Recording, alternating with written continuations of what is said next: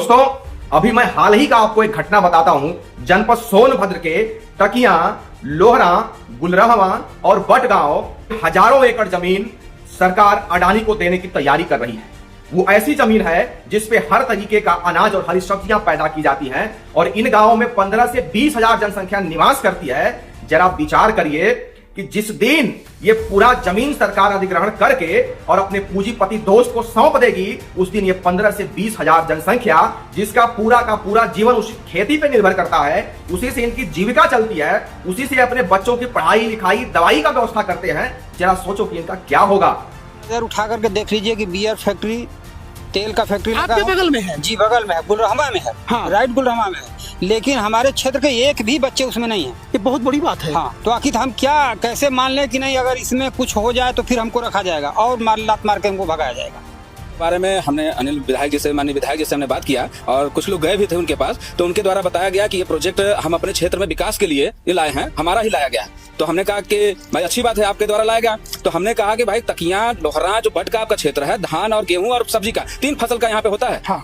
और हमको लगता है जहाँ तक कि सोनभद्र में सबसे अच्छा उपजाऊ क्षेत्र ये है और इसी क्षेत्र को आप जो ये उद्योग लगाने के लिए दे दिए, तो आपके पास 60-70% जमीनें हैं सोनभद्र में जो बंजर हैं और वन विभाग का है। आप वहाँ पे लगाइए, किसानों को मत मारिए। कितने बीघे लगभग जमीन हो? ये जमीन कम से कम 700-800 बीघे जमीन है। 700-800 बीघे पर अडानी साहब का कब्जा होने जा रहा है। जी होने जा रहा बिना है। बताए हो गया सर, हो गया जी हो गया सर।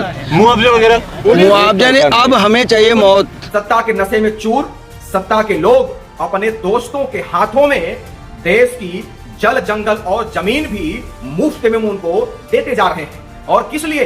ताकि इनके दोस्त साथी यहाँ पे बड़ी बड़ी फैक्ट्रियां लगा करके अपने महलों को और चमका सकें और बेहतर कर सकें और आपकी दशा और बुरी हो सके। साथियों नमस्कार। साथियों, किसी शायर ने क्या खूब लिखा है कि नदियों का जल पहाड़ों का गुरूर बिक रहा है, मेरे देश में मेहनत का हर दस्तूर बिक रहा है। कि आंखें तो खोलो मेरे यारों, जरा होश में आओ, चंद सिक्कों के खातिर देश का कोहिनूर बिक रहा है। दोस्तों, आज बात किसी राजनीतिक पार्टी की नहीं करने आया हूं और ना ही किसी राजनीतिक दल की। आज बात उस देश की करने आया हूं जिस देश के लिए हमारे पूर्वजों ने अपना खून पसीना बहाया और अपने जीवन की आहुति तक दे दी। आज उस देश की बात करने आपसे आया हूं। दोस्तों, बात आज भारत देश की है।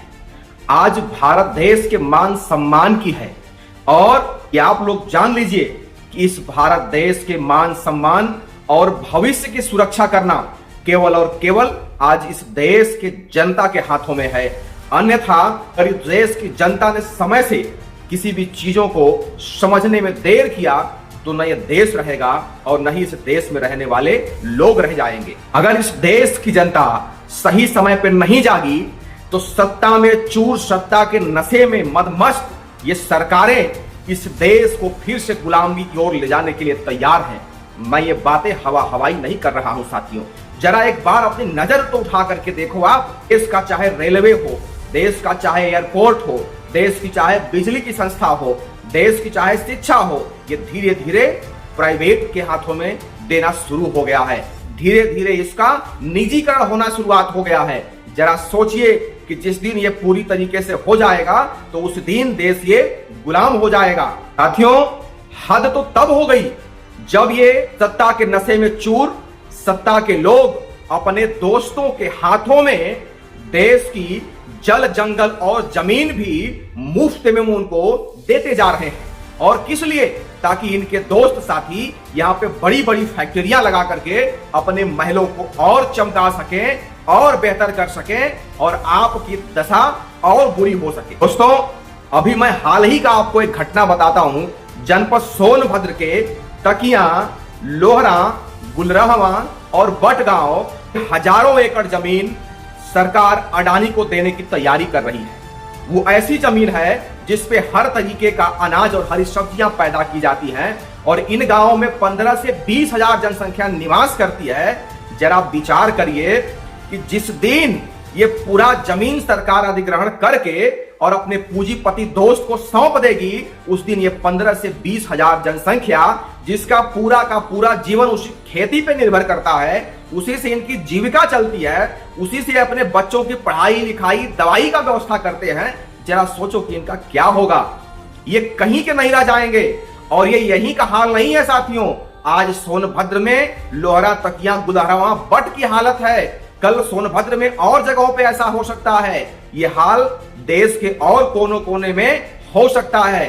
तो समय से अगर आपने ध्यान नहीं दिया, अपनी आंखें नहीं खोली, तो आपका जो आने वाला भविष्य है वो इतना खतरनाक और भयावह है कि आप सोच करके भी आपकी रूहें कांप जाएंगी मेरे साथियों। और आज इन समस्याओं का अगर आपने डट के सामना नहीं किया, तो कल केवल खून के आंसू रोने के सिवाय आपके पास कोई ऑप्शन नहीं होगा। इस बात की मेरी गांठ बांध के आप रख लीजिए।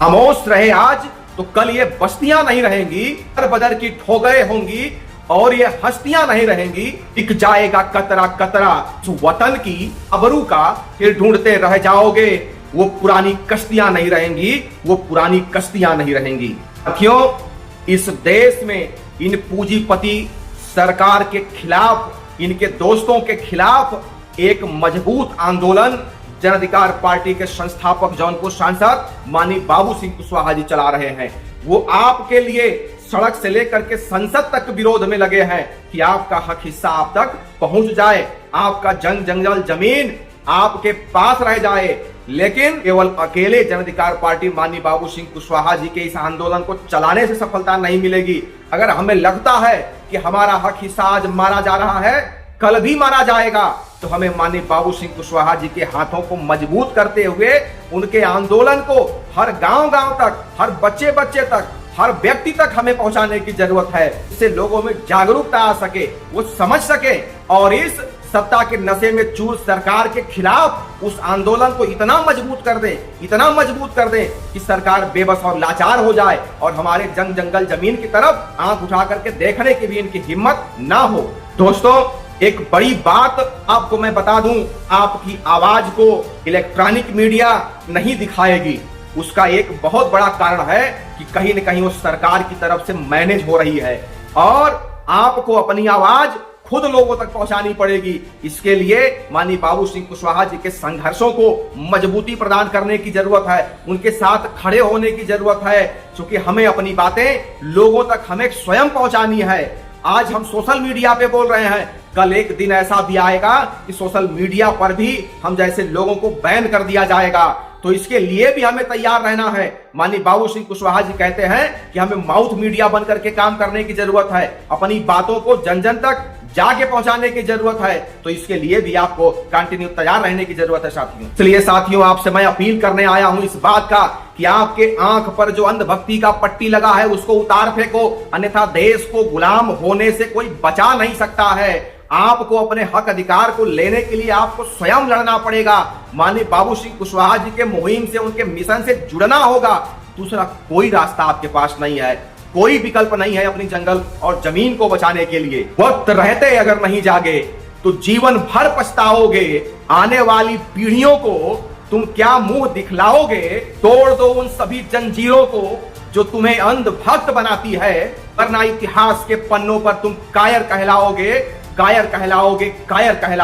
अगर मेरी कही हुई बातें तुम्हारे दिलो दिमाग पर चोट पहुंचाती है, ऐ मेरे देश के नौजवान साथियों, युवाओं, तो इस वीडियो को जंगल की आग की तरह पहुंचा दो उस हर व्यक्ति के पास जो इन सब चीजों से अपने आप को पीड़ित महसूस कर रहा है। इन आताताई सरकार के खिलाफ खड़े हो जाओ, तभी कुछ संभव हो सकता है। आपकी लड़ाई माननीय बाबू सिंह कुशवाहा जी बड़ी मजबूती से के साथ लड़ रहे हैं, उनके साथ खड़े हो जाओ, अन्यथा आने वाला समय हम सभी लोगों के लिए इतना खतरनाक है कि मैं उसको अपने लफ्जों में, अपने शब्दों के माध्यम से नहीं बयां कर सकता हूं। इन्हीं चंद शब्दों के साथ आप सभी लोगों से विदा लेते हुए, जय हिंद, जय भारत, जय संविधान।